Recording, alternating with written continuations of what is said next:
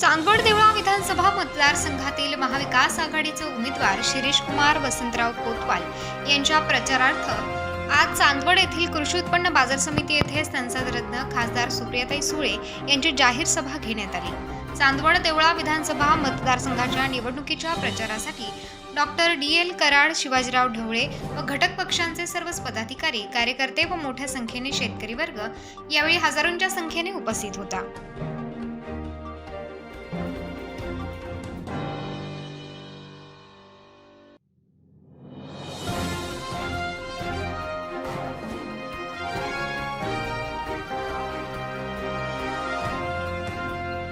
मला अशी चिठ्ठी आली की कांदा नाफेड NCCF मध्ये मोठा भ्रष्टाचार, आयात सुरू आहे, निर्यात शुल्क माफ झालं पाहिजे। ठेकेदार हे जास्ती इंटरेस्टिंग आहे। ठेकेदार गोल्डन गँग खरेदी करते। गोल्डन गँग कोण आहे?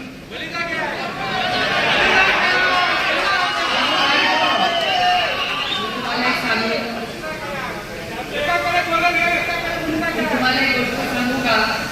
माझ्यापेक्षा वयाने आपल्या या कांद्या उत्पादक शेतकऱ्याला भाव मिळालाच पाहिजे।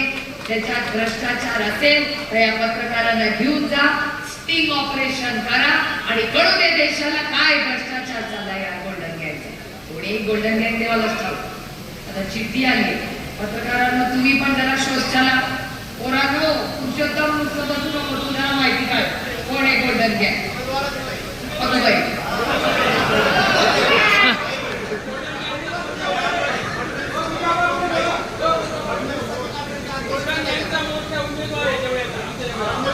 रामकृष्ण हरी, आपण दिवस बघायचा होता बाई। भयानक आहे आणि म्हणून आपल्याला परिवर्तन करायचं। हे परिवर्तन काय उगाच आम्हाला सत्तेत बसण्यासाठी नाही। सत्ता काय असते? सत्ता हे एक माध्यम आहे तुमच्या आयुष्यात एक चांगला बदल घडवण्यासाठी। नुसते रस्ते आणि बिल्डिंग बांधून सामाजिक परिवर्तन होत नाही। सामाजिक परिवर्तन जेव्हा होतं जेव्हा तुमच्या खात्यात पैसे पडतात, तुमची लेकरं शिकतात, तुमची मुलं MIDC मध्ये कामाला लागतात, तेव्हा सामाजिक परिवर्तन। आणि हे परिवर्तन आपल्याला करायचं आणि ह्या शेतकऱ्यांसाठी ही लढाई आहे। आणि ही लढाई आपल्याला सगळ्यांना ताकदीने 20 तारखेला जिंकायची। मी बरंच काय बोलणार होते, तुम्ही ते गप्पा ही मध्ये चिठ्ठी आली। एक थोडक्यात विषय पण घेतेच कारण का तो महत्वाचा आहे। शॉर्ट मध्ये घेते। वगैरे सर आपल्या सगळ्यांच्या समोर, आपल्या राज्यासमोर, शिरीष भाऊ तुम्ही निवडून येणारच आहे आणि नाशिकचे लोक म्हणजे आज मी वगैरे सर आणि मी एकत्र काम करतो म्हणून कौतुक, कारण माझी विनंती आहे या गोष्टीवर टाळ्या वाजवा। कारण आपण सगळे विसरून गेले की इमानदार असणं ही आजकाल मोठी पदवी झाली आहे। अहो, इमानदार असलंच पाहिजे। त्याच्याकडूनही काही अपेक्षा, माझी अपेक्षा आहे की तुम्ही निवडून आल्यानंतर पहिला तुमचं कर्तव्य असेल की या प्रत्येक मतदाराला ही मलिदा नाही की काय गोल्डन गँग मोडून काढण्याची जबाबदारी तुम्हाला। माझ्या इथे बसलेल्या प्रत्येक शेतकऱ्याला त्याच्या हक्काचा हमीभाव द्यायची जबाबदारी ही तुम्हाला घ्यावी लागेल। आणि माझ्या इथे बसलेल्या प्रत्येक महिलेला आपलं सरकार नुसती लाडकी बहीण म्हणणार नाहीये, तिला महालक्ष्मी म्हणून तिचा मान सन्मान करायचे आणि तिला तिच्या अकाउंटमध्ये 3000 रुपये टाकणार आहे। त्यांची जबाबदारी तुम्हाला घ्यावी लागेल। आणि ही नुसती जबाबदारी नाही, नुसते पैसे देऊन आम्हाला वोट करा असले उद्योग आम्ही करत। अहो, नाती पैशांनी नाही होतो, दिल से। त्याला मन असावं लागतं, त्यांना मनच नाही, काय अपेक्षा करायची त्यांच्याकडे। पण माझं म्हणणं आहे की ह्या राज्यामध्ये, परवा मी भाषण ऐकलं, काय त्यांचं नाव, धनंजय माडिक हे राष्ट्रवादी काँग्रेस पक्षात होते। अतिशय सुसंस्कृत चांगला माणूस, पण संगत बदलली आणि प्रॉब्लेम झाला। म्हणून आई म्हणते ना मित्र मैत्रिणी चांगले असले पाहिजेत हे मला आता कळलं आयुष्यात, की संगत चांगली असणं का महत्वाचं असतं. आपल्याकडे होते तेव्हा कोल्हापूरचे उत्तम खासदार होते, आता भारतीय जनता पक्षात गेले आणि परवा आता बायकांनाच दमात घेतले आणि काय भाषण केलं की जी महिला 1500 रुपये तिला सरकारकडून मिळतात ती जर काँग्रेसच्या सभेला गेली तर तिचे फोटो काढा. एक तर या देशामध्ये कुठल्याही महिलेचा चोरून फोटो काढणं हा गुन्हा आहे. कोणी फोटो काढले घेऊन जा पोलीस स्टेशनला, काय अडचण नाही. मी तर नेणारच आहे असले उपयोग करणाऱ्याला. धमकी देता काय? धमकी महिलेला दिली तर डायरेक्ट पोलीस स्टेशन. आणि त्याच्यानंतर असं म्हणाले जर तू काँग्रेसच्या सभेला गेली, राष्ट्रवादीच्या सभेला गेली तर मी बघतोच तुझं काय करायचं. मला धनंजय माडिकांना सांगायचं आणि देवा भाऊंना विचारायचे की देवा भाऊ, तुम्ही या राज्याचे गृहमंत्री आहात, तुमच्या पक्षाचा नेता या महाराष्ट्रातल्या करोडो महिलांना धमकी देते आणि तुम्ही तोंड बंद करून बसता. असा गृहमंत्री तुम्हाला पाहिजे का? कैलासवासी आर पाटलांसारखा तुम्हाला गृहमंत्री पाहिजे? त्यांनी 1 लाख महिलांना पोलीस यंत्रणेमध्ये नोकरी दिली. आबा जेव्हा गृहमंत्री होते तेव्हा या राज्यातल्या प्रत्येक व्यक्तीला, महिलेला आधार वाटायचा की अरे माझा भाऊ गृहमंत्री आहे, मी कुठेही कधी गेले तरी मला कशाची भीती वाटत नाही. शब्द तुम्हाला देते की महाविकास आघाडीचं सरकार आल्यावर या राज्यातली प्रत्येक महिलेची सुरक्षिततेची जबाबदारी महाविकास आघाडी घेईल हा शब्द मी तुम्हाला देते. फक्त 3,000 रुपयाचं नातं नाहीये. नाती पैशाने नाही विकत घ्यायला लागतात आणि नाती जोडायला ताकद लागते, नातं तोडायला ताकद लागत नाही. आणि ती ताकद या सुप्रिया सुळेमध्ये आहे. नाती जोडायची ताकद माझ्यात आहे आणि तीच नातं आपल्याला शिरीष भाऊच्या माध्यमातून महिला सुरक्षितता, कांद्यासाठी सुरक्षितता, सोयाबीन, कपास आणि एक शब्द देते तुम्हाला की अडचणीत आलेल्या प्रत्येक जो शेतकरी अडचणीत असेल त्याला सरसकट कर्ज माफी नुसता वादाचा विषय नाही. ते म्हणतात, खोटे बोलतात, अरे डंके की चोट पे मी सांगते, जेव्हा काँग्रेस आणि राष्ट्रवादी काँग्रेसचं सरकार होतं, जेव्हा मनमोहन सिंग साहेब प्रधानमंत्री होते, आदरणीय पवार साहेब कृषी मंत्री होते, सरसकट कर्जमाफी केली होती की नाही? 70,000 कोटी रुपयाची केली होती. अरे त्याला दानच लागते. तेव्हा कोण म्हणलं होतं का अरे बीजेपीच्या कडे गेलास फोटो काढीन तुझा, असं कोण बोललं होतं का? अरे म्हणून काय झालं, अरे विरोधक असला तरी काय दिलदार असला पाहिजे. अरे माझा पण भाषण ऐका, देवा भाऊ आले तर त्याच्या पण भाषणाला जा, का अडचणी? लोकशाही आहे.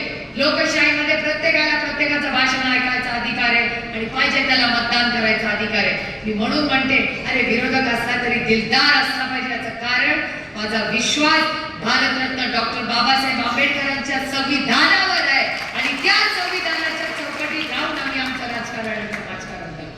परवा देवा भाऊ काय बोलले की तुम्ही जर लाल रंगाचे, आमचे लाल भाऊ बसले म्हणून बसले, मला अभिमान आहे आमच्या कम्युनिस्ट पक्षाचा आणि लाल सलामाचाही मला सन्मान आहे. मला लाल रंगाचं संविधान पकडलं माहितीये. मला चिठ्ठी आली आहे, या पवार साहेबांना मानणारा तालुका आहे. तुमच्या भाषेत बोलत पण दुष्काळ आहे, प्रकल्पात लक्ष घालत. आमचा लाडका पक्ष चांदवड देवळा हा तालुका दुष्काळात आहे. नारपार प्रकल्पामध्ये लक्ष घालून पाण्याचा प्रश्न सोडवण्यासाठी मदत करू. हा प्रश्नाचा मुद्दा ऑलरेडी तुमच्या लाडक्या खासदारांनी दिल्लीत मांडलेला आहे आणि त्याचा सगळा फॉलोअप आम्ही दोघं मिळून घेणार आहोत आणि आपलं सरकार 10 दिवसातच येणार आहे. आपल्या मुख्यमंत्र्याचा शपथ की आपण दोघं जाऊ आणि आपला हा पाण्याचा प्रश्न सोडू. आणि मला दुसऱ्या कुणाशी लढायचं नाही. अरे मेरा भी भला उसका भी भला. माझी एवढीच विनम्र विनंती की आमच्या ताटातलं पाणी, नोकऱ्या दुसऱ्या राज्याला देणार. त्याचं भलं होत असेल तर माझ्याकडे जास्त आहे ते सगळं तू दे ना. जर हक्काने माझं अजिबात लढाई कुठल्या राज्याची नाही, त्यांचं पण भलं आपलं पण भलं. पण जर हे पाणी महाराष्ट्राच्या शेतकऱ्याच्या हक्काचं असेल, ज्या नोकऱ्या महाराष्ट्राच्या पोरांच्या हक्काच्या असतील त्या दुसऱ्या राज्याला देणं योग्य आहे का तुम्ही म्हणा? त्याच्यामुळे ही लढाई स्वाभिमानाची. छत्रपतींचा लाडकी बहीण, या राज्यात सगळ्यात लाडकी बहीण मी आहे.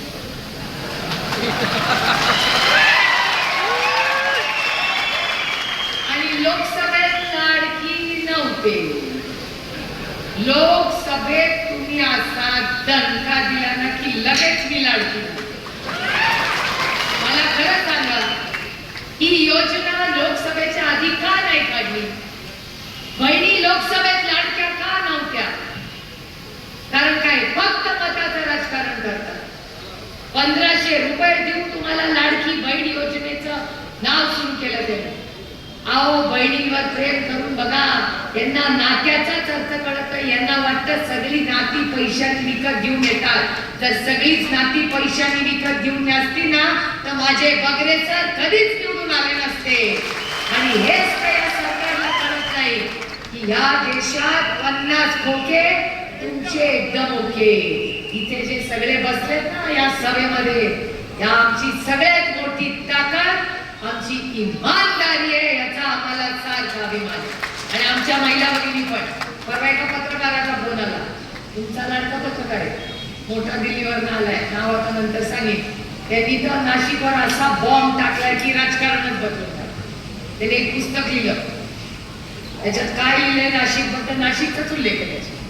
नाशिकलाच सगळे भेटले आणि नाशिक मध्येच कोणीतरी कबुली दिली की हो आम्ही ईडीच्या भीतीने गेलो तिथे. आता तो विषय वेगळा, आता तो परत कधीतरी जास्त वेळ असेल तेव्हा बोले. पत्रकारांना समजलं काय, पुस्तक वाचलं का नाही माहिती नाही, मी वाचलंय. कोणाला मराठीत वाचायचं असेल तर मला सांगा, मी ट्रान्सलेशन करून घेतलंय, परमिशन घेतलीये लेखकाची, मला दिन कधी हवं असेल. पण हा प्रश्न असा आहे की बहीण लाडकी कधी झाली? जेव्हा लोकसभेचा रिझल्ट आला. 1500 रुपये त्यांनी सुरू केले. भाऊ बहिणीचं नातं हे विकत घेता येत नाही. त्यांचा प्रॉब्लेम असा आहे की त्यांना नातं, प्रेम आणि व्यवसायातलं अंतरच कळत नाही. 50 खोके एकदम ओके ते विकले गेले म्हणून भाऊ बहिणीचं पवित्र नातं विकत घेता येत नाही. आणि 1500 रुपयाला तर नाही, काय किंमत लावली हो आमच्या नात्याची? अशी कोण किंमत लावतं नात्याला? अहो, मागितलं असतं तर सगळं देऊन टाकलं असतं. काय मोठं आहे, आई वडिलांनी मेंदू दिला, हात पाय दिले, सगळं शाबूत आहे. शून्यातून विश्व उभं केलं की नाही? त्या 80 वर्षाचा योद्धा रोज काल तर सभा पवारसाहेबांनी हात काढले. काल रात्री माझं भांडण झालं त्यांच्याशी. 7 सभा केल्या त्यांनी, 7. जरा आवाज चढवलाच काल. म्हटलं काय चाललंय? ते म्हणले तू गबास. आमचा विषय संपला. आता 7 सभा करूनच आले होते, आता उपयोग काय मी भांडण करून बघितलं. पण हे कशासाठी लढतायत? ते मुख्यमंत्री होणार आहे, ते स्वतः सत्तेत बसणार आहे. त्यांना काही नकोय हो, त्यांना एवढंच हवंय की चांगली सत्ता येऊ दे आणि माझ्या कांद्याच्या शेतकऱ्याला त्याचा हक्काचा हमी भाव मिळू दे. आणि या प्रत्येक महिलेला स्वाभिमानाने ती उभं राहायला पाहिजे. तिच्या कर्तृत्वाला, तिच्या निर्णय प्रक्रियेसाठी आदरणीय पवारसाहेब लढलेले. आणि मी तुम्हाला शब्द देते, माझी सगळ्यात मोठी लढाई भारतीय जनता पक्षाबरोबर कांद्यावरच झालेली आहे. आणि माझं म्हणणं आहे, मी त्या पियुष गोयलांची भांडण करून करून थकले बगरे सर, तेव्हा तुम्ही इथे होता. मला आता संगतीला उभे राहिला आणि आज ताकदीने जेव्हा जेव्हा बगरे साहेब उभे राहतात तेव्हा ते कांद्याचाच प्रश्न सातत्याने मांडतात. असे लोक आम्ही एकत्र काम करतो म्हणून मी म्हणत नाहीये, आम्ही लोकप्रतिनिधी आहोत. पक्षाचा जरूर आदर झाला पाहिजे, पण पक्षाबरोबर ज्या लोकांनी आम्हाला निवडून दिला त्यांच्यासाठी त्यांचा आवाज म्हणून आम्ही दिलेला जातो. कोण आहे बगरे सर? बगरे सर दिंडोरीचा आवाज आहे. 23 लाख लोकांचा आवाज म्हणून तुम्ही त्यांना दिलेला जातो. जरूर का नाही त्यांचं मत असावं, जे काही त्यांचं मत असेल ते जरूर सातत्याने तिथे मांडतात. शिक्षणाबद्दल मांडतात, कांद्याबद्दल तर सगळ्यात तितकी बोलतात. आणि माझं सगळ्यात मोठं भांडण भारतीय जनता पक्ष आणि त्या पियुष गोयल बरोबर झालं असेल तर ते कांद्याच्या भावावर. काय गरज होती कांद्यावर टॅक्स लावायची मला सांगा? आणि एवढा नाही, 40% टॅक्स.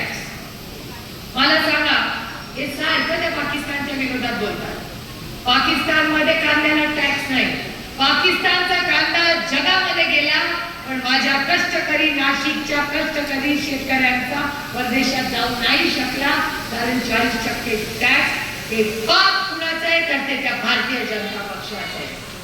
आणि याच्यासाठी आम्ही लढतो. माझंही 3च होतं.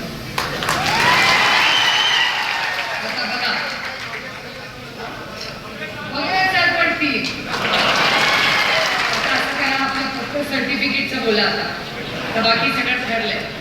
आता तुम्ही विचार करा, अमोल बोलले पण आता योगायोग बघा कसं. शिरीष 3, शरद 3, पवार 3, उद्धव ठाकरे, सोनिया, राहुल, प्रियंका. रोज काहीतरी नवीन शिकायला मिळतं बघा.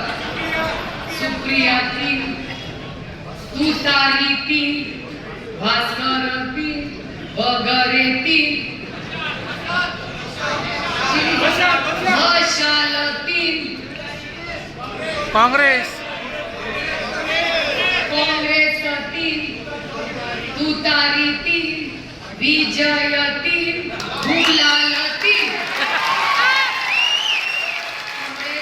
शिरीष, विजय, गुलाल. त्याच्यामुळे 3 नंबरचा बटन दाबून पंजा, एका हातात पंजाच्या मशाल आहे आणि दुसऱ्या हातात दारी आहे. आणि आपल्याला महाराष्ट्रात परिवर्तन घडवायचंय. आपण सगळ्यांनी या संघर्षाच्या काळात आदरणीय पवार साहेबांनी जी साथ दिली त्याबद्दल मी तमाम नाशिककरांच्या समोर नतमस्तक होऊन आपण सगळ्यांनी 20 तारखेला शिरीष भाऊंना मतदान करून या भागाचा लोकप्रतिनिधी आणि आपली सेवा करायची संधी द्या, एवढीच विनम्र विनंती करून आपली रजा घेते. जय हिंद, जय महाराष्ट्र, जय आघाडी. रामकृष्ण हरी. रामकृष्ण हरी हातात घेऊन वाजवा तुतारी. रामकृष्ण हरी. थँक्यू. उत्तर महाराष्ट्र न्यूज नेटवर्कसाठी धनंजय पाटील, चांदवड.